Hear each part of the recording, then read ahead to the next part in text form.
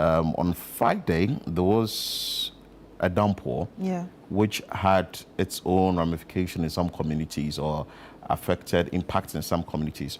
On Saturday and Sunday as well, you understand.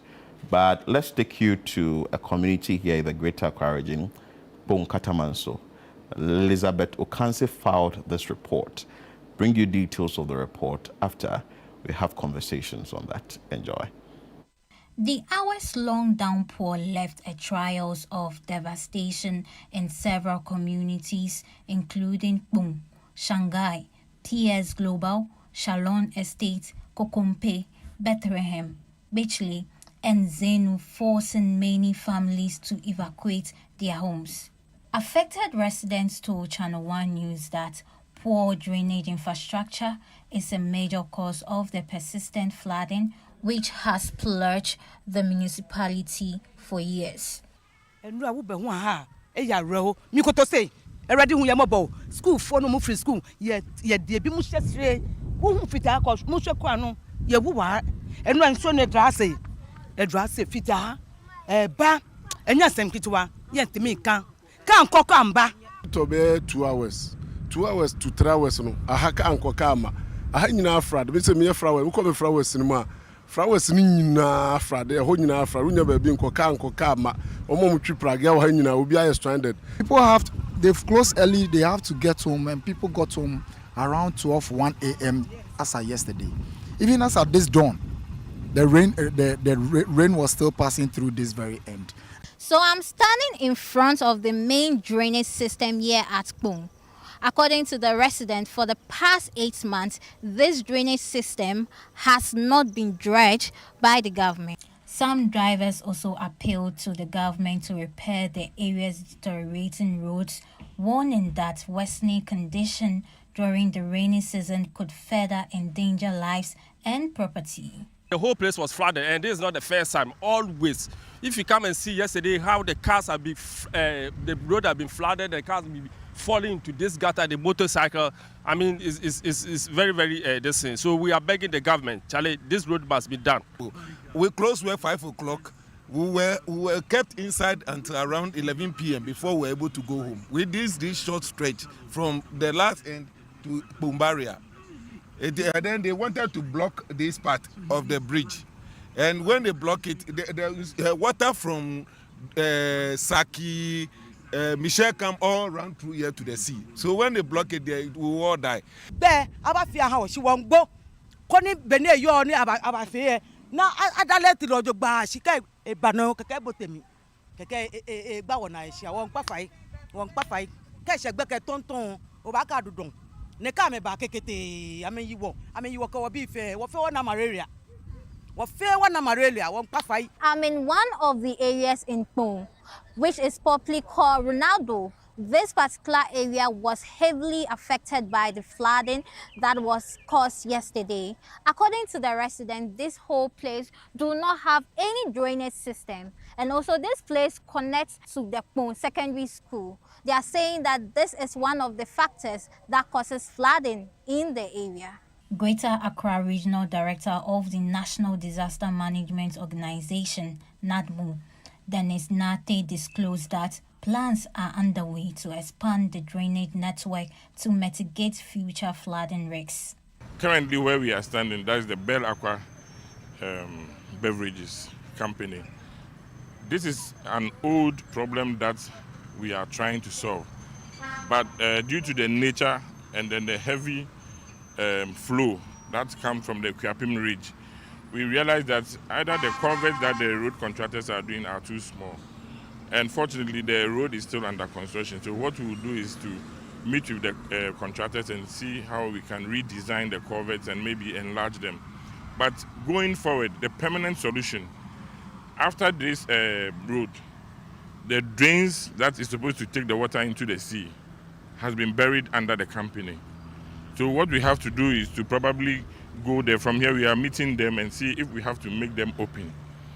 Because the way it is designed, if it is choked, if it gets choked, no one is able to go into it to desilt it. Meanwhile, The municipal chief executive for Kpone-Katamanso described the damage as alarming and called for a collective effort to tackle the municipality's recurring flooding challenges. Yesterday, we were able to get the National Fire Service to be on standby, since they are also well equipped and they will be needed during this time. We have also been advised to get in touch with the Ghana Navy. You know, they've done more survivor, they have the small boat that can also assist us. Yes, we are reaching out to them. We are also calling on all other stakeholders and benevolent societies who can come to our aid, so that together we can save life and property.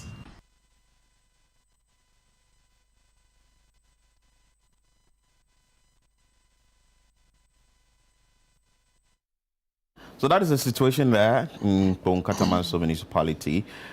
Just after a downpour, we are having challenges in this municipality. So this actually isn't the first time it's happening. And also, the question is, how prepared are we to receive the rains?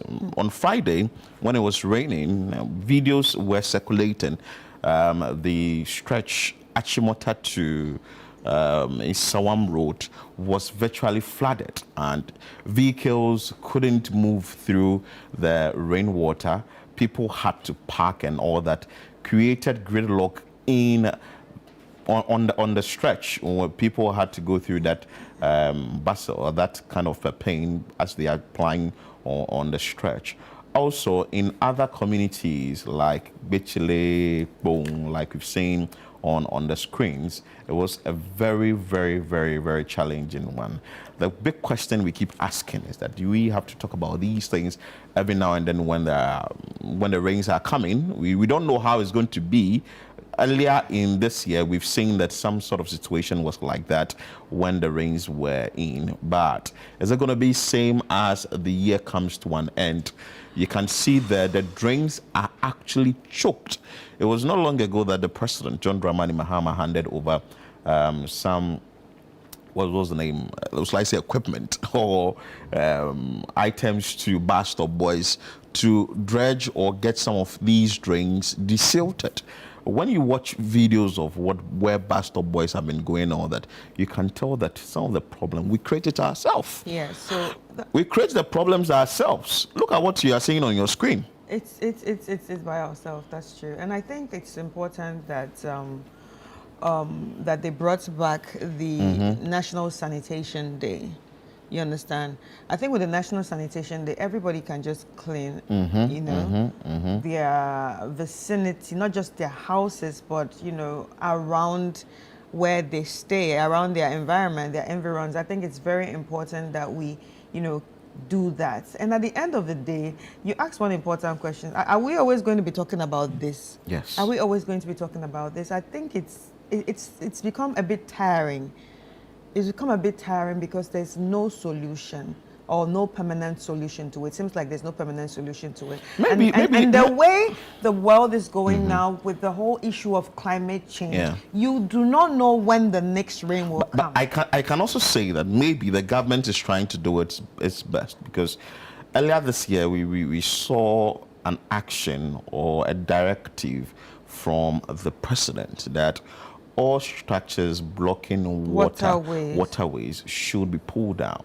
We don't know how the municipal assemblies are taking that, and we actually don't know what is really happening with that. Also, building in areas that are not allowed also became another big problem. But let's joining us on live is the Dennis Nate, who is the Greater Accra Regional Director for NADMO. So we have better details about what is happening in the region and also at Kpone-Katamanso. Good morning, sir.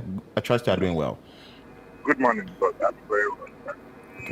Okay. It's been long. First of all, we want to find out from you. Let's understand the situation at Kpone. When our colleague visited, she indicated that some places have flooded and over 200 homes have been submerged, or houses submerged in the water. Let's understand what is happening in the area. Good morning once again to all your viewers. Yes, so we had a torrential rain over the weekend. Unfortunately, some parts of Kpone was flooded. Basically, this is due to, those places are low-lying areas and they are new areas. So most of them do not have drains that will connect or channel the water, the surface running water into the main storm drains that has been constructed.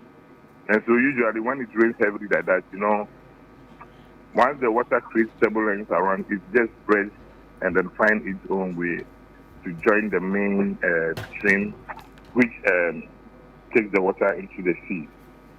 So unfortunately, what happened is that, especially around the Bell Aqua area, the traffic was cut off almost for about 5 hours. So commuters from Tema to Dawinya were not able to cross. From Dawinya to Tema were not able to cross because that is the main road that links the two places. What happened too is that the place is under construction. And that contract was awarded way back 2019. They started some culverts and was abandoned. So it is just about some 4 months ago that the contractors came back to site. So the place has accumulated a lot of waste materials. You could see a lot of rubbish, i.e. the rubbers. Ghana, we use a lot of rubbers, these pure water bottles and other things, which blocks the existing culverts that were there. Those were circular culverts, very, very small culverts. And the contractors have expanded it and built new box culverts, which is about 6 times bigger than this. But it's not completed. And so definitely once it rains, you cannot stop due to climate change now. We don't even know exactly when the rains are supposed to come. Yes. And so unexpectedly we had that torrential rain, and the water trying to find its own way had to overflow the road network, and it was almost about about 1.5 meters high. So no car could cross. They have to wait for it to submerge before they could cross. So what we are doing as NADMO, or what we did, the decision we have taken is immediately after the culvert, there is another culvert that was built by a company which bought a land around that area, and in an attempt to reclaim the land, they built an underground storm drain. But that has not been distributed over 5 years. But before you go on, the storm drain that has been constructed, is it big enough to hold or to the rainwater, to hold the rainwater that we were going through it, or is it standard? Did it meet the standard? I would say yes and no. At that time, flooding occurs or increases as a result of construction work. So I would declare or describe this as man-made disaster. Okay.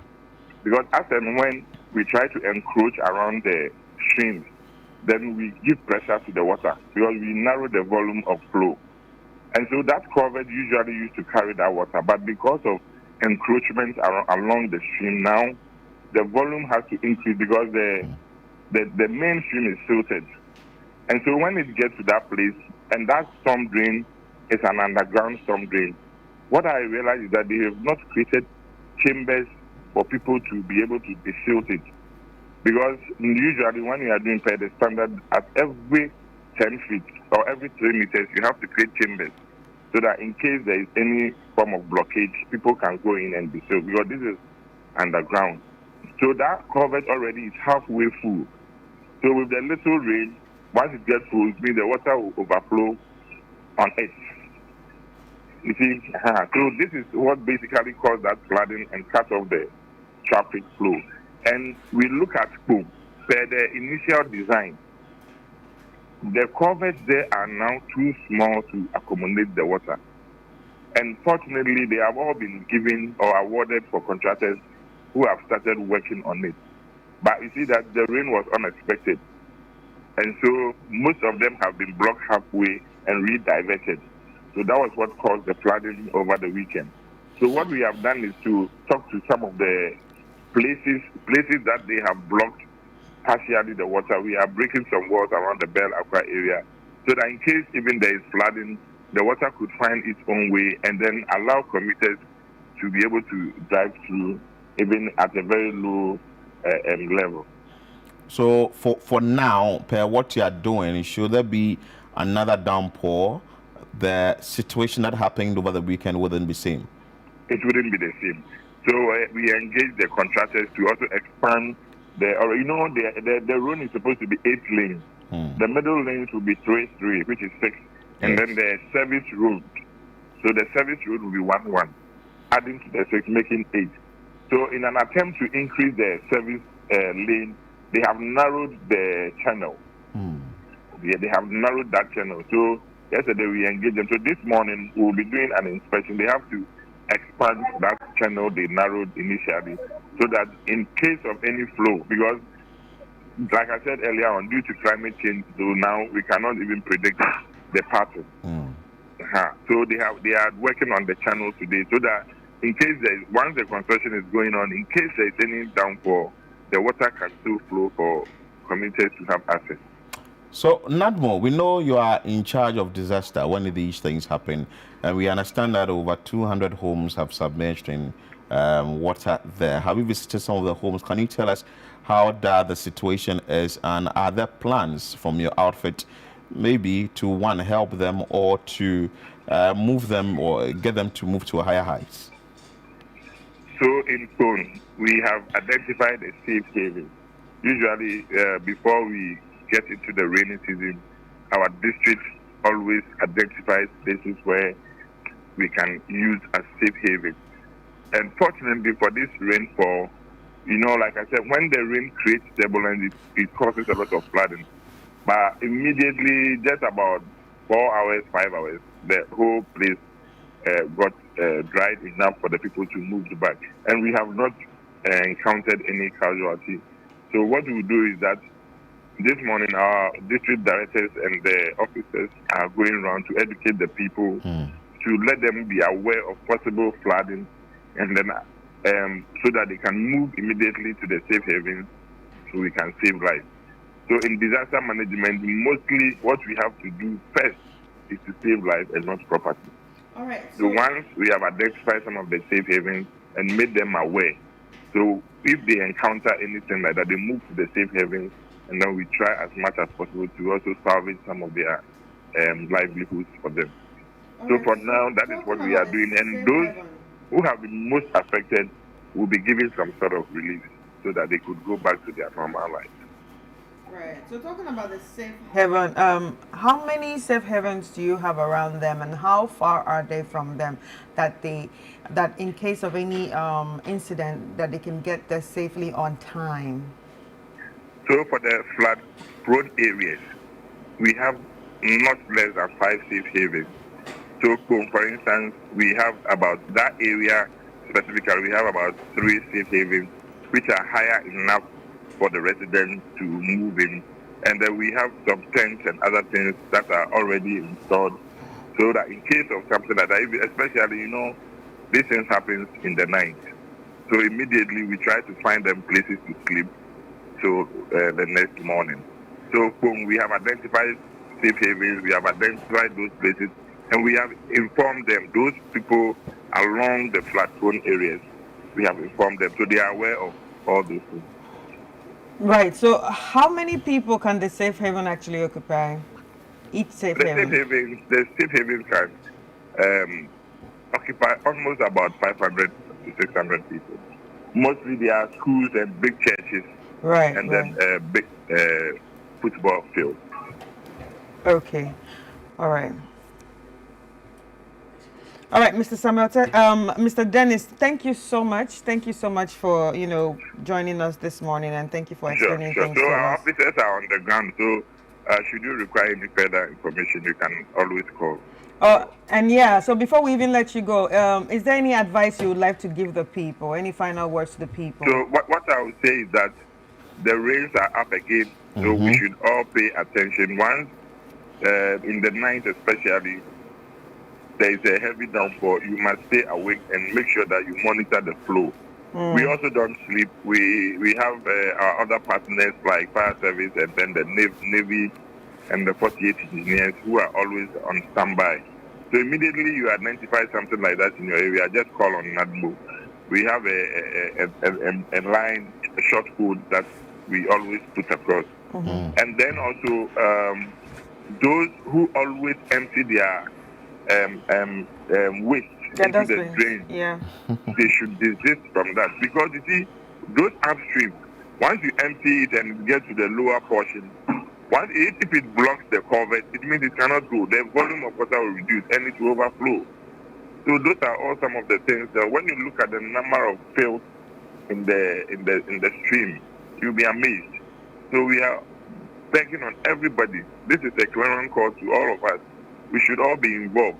That is why we are. The government has instituted this sanitation day again. Let's try every month, if we are able to desilt most of these drains around our areas, at least. Because some of the areas, when you go there, you see that the drains are even choked already. So with the little rain, it will flow, and the water will try to find its own way. So everybody should be part, from unit committee members to assembly members.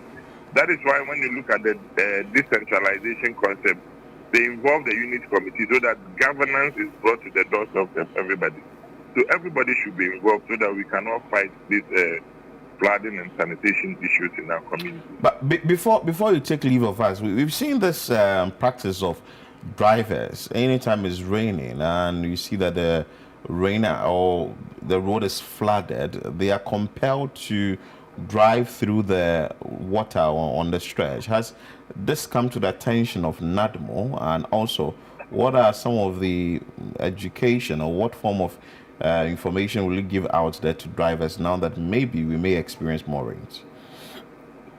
When you look at the runabout around the atomic junction, you realize that once the rain was a little bit heavy, there was a little bit flooding there. There are metal gratings along the drains. Most of the drains constructed there were underground, and there were metal gratings that were provided to shield the field. But unfortunately, these scrap guys who move around, they have removed all those metal gratings. So with a little rain, the field chokes the exit point. And so it takes time for the water to drain off. So this is what we must all be watchdogs. We must all make sure that once you see someone removing something like this, let's draw the attention of authorities. If we're able to salvage some of these things and make sure they are in place, those little floods around those areas would stop. So it is our responsibility to all do that. We should take, but if you see something, you say something. You make sure you call authorities around to help to save the situation. But we are on. We have deployed task forces around, and we hope this time around things will be better. Because once we notify something around like that, we call immediately on the municipal assembly or the district assembly in which jurisdiction that falls. Okay, Dennis Nate, thank you so much for your time. He is the Greater Accra Regional Director for NADMO, and he has spoken to us extensively what they are doing about the situation at Kpone. I think it's a step in the right direction if what he has said is these actionable measures are implemented. Mind you, the rains aren't done yet. For instance, especially when it's like climate change, you don't know when the next rain is going to happen. Someone will ask that in the past, around September, you don't really see much rain. But it's just beginning. Yes. And it's cloudy again. When you look out, it's cloudy again. The clouds keep forming every now and then, and people are scared because you know that where you stay, if you don't move home early, you're stuck. Yeah. You'll be in gridlock for like an hour, 2, 3. And time passed, there was a gridlock situation on the Wager, let's say, or Dock to Kaswa stretch, where people actually stayed in it overnight. Yes, so I think that if some actions must be taken, and like the various authorities are taking the action, which is very important. Another one too must also be sort of put side to side by the citizens. Because if you just dump the waste indiscriminately and you want the authority to come and take it to where? You understand? So I think that it has to be like all hands on deck. Exactly. If the authorities are doing theirs, we the citizens should be doing ours. And I feel like there should be some sort of sanction if anyone is seen dumping refuse anyhow. The regional minister, Linda Oklu, has said that she's going to mark the various assemblies according to how they manage waste and also other essentials that they do in their municipalities. But key amongst them is how they manage waste in their municipalities or their districts. So we'll be following up keenly on what is being done in the various municipalities or districts. But another important individual as the municipal chief executive for Kpone-Katamanso in the Kpone area and what exactly is happening there. He is joining us live, Samuel Tete Kwashi Morton, who will speak to us extensively about what is happening in Kpone. Hello, sir. Good morning. Good morning, sir. I trust you are doing well. By God's grace, I'm fine. First of all, we want to find out from you, after you took over as the MC for Kpone-Katamanso, have you seen some structures or buildings that are sited on waterways that would hamper the free flow of water and eventually cause flooding whenever there is a downpour? Yes, upon assumption of office, I was baptized with a flag. Yes, so we quickly went round and we identified that huge houses are sitting on waterways. We went round, we spoke to them, and we've gone round to mark all that they need to go for the water to use its proper course. So yes, we've identified some. And per what you know, which areas, if you can share with us? Hello, sir. Per what you have seen and what you've identified, can you tell us the areas where these structures are located and what the action will be, though you've marked all of them? Yes, the Bethlehem Enclave. There's a suburb we call Bethlehem. And then when you go to Zenu downtown, as well as Atadeka, there are certain portions of the Gulf City. That is where the challenges are. Wow. So a suburb like Kubeko, you realize it is nowhere planned at all. It doesn't have structure. Everybody is building haphazardly. So that whole community is something that needs re-engineering properly so that we'll be able to do a good layout for all that environment. Wow. So if you talk about re-engineering and good layout, what is the assembly going to do about it? Because mind you, the rains are still coming. Any action that is going to be taken immediately to sort of get the people relieved anytime there is a downpour? Thank you very much, brother. I have contacted the traditional authorities. I am still engaging them. Tomorrow I'll be engaging Katamanso and then Santel so that we'll get their layout and then quickly our physical planners and the engineers will map up a good strategy. The rains on Friday is a very good opportunity for us as an assembly and then the constituents to let them know together we need to come and then get these things fixed. Because we as an assembly, we don't own the land, but we need to protect life and property. Those that I visited when I came to office in June, and when I was telling them, where you started your structures are all on waterways and they have to go. You know, as blacks as they are, they were like, you know, the land was sold to us. We also bought it. It is your duty to keep doing the dredging, keep diverting the waterway. So that gave me the opportunity to reach out to the allodia owners of the land, and let them know that we need to come together and get this one solved. Okay. So after you went round, we understand that some drains that were constructed weren't done properly, and they were small, and also the construction of the road and all that. That is what caused the flooding in the area and also on the road. What is the assembly doing together with NADMO to ensure that such a situation do not happen again, now that the rains are not fully out of the system yet? You mean the flooding? Yes. Yes, that's what I said. Issue with the flooding, all we have to do is properly align all the traffic so that water will have its course. No, but when we spoke to the NADMO Greater Accra director, he spoke about a drain. Yes, that is what I'm saying. Charlie, there's nothing like drains. So there's nothing like drains. Most of the places where the flooding is severe, there's nothing like drains. So that's what I started by saying.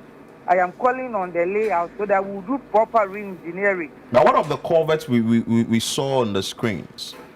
But those culverts you saw on the screen, was a shoddy way, I am telling you. Wow. Because when you look at the volume of water, and those things that was constructed then, and they say it is drain, brother, you see, those areas, we need proper storm drains there. We need proper storm drains. And what they did, I don't know what actually went into it before they did that thing. Proper re-engineering was not done, brother. Proper re-engineering was not done. So, yesterday, I called on the hydro people, I called on urban roads, and then the highway, so that their technical men will assist my works department here for us to come up with proper layout where we will get all the drains properly aligned. Because when you look at the volume of water that poured down the last time, those small drains you see, brother, they can't hold that water. They can't hold that water at all. Proper engineering was not done. Urban roads, as at last month, with the assistance we got from the presidency, has given us some few areas they are coming to assist construct the drain. Just like what I told you. So they have identified that we need proper storm drains and not those small gutters they've constructed there. Yes. This morning, as we speak, my urban roads engineer and the works engineer are already on the foot there. They started with the technical feasibility, so that as soon as practicable, we'll hit the ground. Okay. We'll be following up keenly on what you'll be doing in your area, and also, yes, to also push you. But before you go, what will be your word to your constituents or your people in your municipality, looking at the fact that we've already seen flooding in the area like this, of this magnitude? What are they supposed to do to minimize the impact should there be a rainfall? Thank you very much, brother. Let me use this opportunity once again to thank the fire service for coming to our aid to help rescue few people who were trapped. And also use the same medium to thank all other constituents who came to our aid, acted as rescue team for us to do the job we did. I've already advised my constituents and my people that all those who have built within the low-lying area or on waterways, they should immediately start to relocate. They have to relocate because the climatical conditions that have changed this time, you can't predict the rain. In our traditional settings, what we know is September ending, mid and then through to ending, it doesn't rain. And this rain that came up is telling us that we need to be up. We need to be up. I've also advised, and using this medium once again, to beg the traditional authorities that Ramsar side, swampy area, where it has been demarcated as waterland, they should please desist from selling it. They should please desist from selling it. Okay. And I beg all of them to try as much as possible to be safe. Okay. So that as an assembly, we also do our best to protect both lives and property. Thank you so much. Thank you very much for having me. We are grateful. We are grateful that at least you joined. And also when we give you a call, you didn't hesitate but to pick our call and also tell us what you are doing in your municipality. That was Samuel Tetekwashi Morton, who is the Municipal Chief Executive of Kpone-Katamanso. Chris, I think I said it all. What we expect is what has been said should be put into action so that at least when there is a next rain, we will be reporting saying.